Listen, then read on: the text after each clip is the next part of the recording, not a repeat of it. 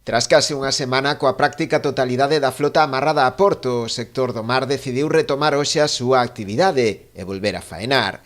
Faino despois da reunión mantida en Madrid co ministro de Agricultura, Pesca e Alimentación, Luís Planas, quen lles anunciou a intención do goberno de artellar unha serie de medidas para paliar a forte suba do prezo do combustible. Hoxe volvemos todas as cofradías a salir ao mar, non? Hai algunhas que, bueno, que xa estaban, que non saliron, por exemplo, do cerco dixeron que non estarían hasta lunes, un día máis.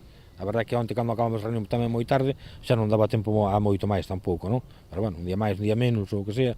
O que sí, hai que deixalo claro que nadie desconvocou nada, ni moito menos. O pacto que tiñamos toda España, toda a Federación Nacional, era unha parada hasta ter a reunión co ministro, non? Se as cousas non eran favorables, non víamos que non aquelaban, pois que non nos convencían, pois se falaría entre nós e se tomaran medidas ou sea. Dende a Federación Galega de Confrarías de Pescadores danlle un marxe de confianza ao ministro, agardando a que as medidas incluídas no plan de resposta ás consecuencias da guerra de Ucraína, que se aprobarán a vindeira semana, surtan o seu efecto na flota. En general todas non, porque aquí somos moita variedade, grandes, pequenos, medianos, hai de todo, ou que sí, pero bueno, hai algunha medida que están recolleitas aí, que están estudiando agora.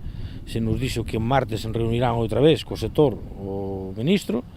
Sí que hai medidas como a exoneración da Seguridade Social, que sería máis efectiva, máis directa, máis rápida para todos nós hoxe en día. Sí que as están mirando, están valorando. Despois tamén as tasas portuarias, como se fixo tamén a Xunta de Galicia, xa anunciara o noso presidente Feijóo que xa se retribuían esas tasas momentáneas.